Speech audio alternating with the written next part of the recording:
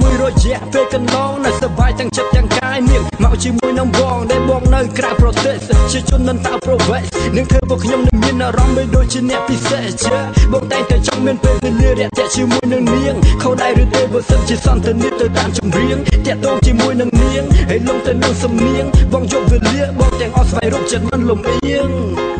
អូ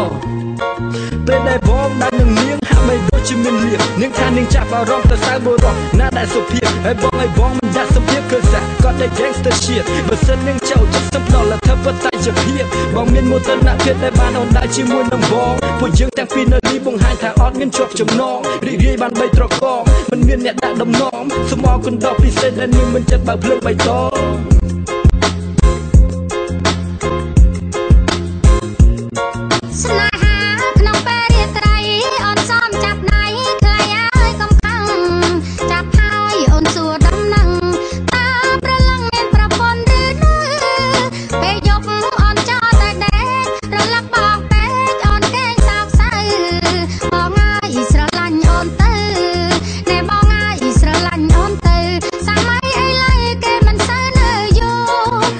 បងបានមកជួមនៅពិសីបងគាត់នៅចង់និយាយថាចាប់ចិនចេតនា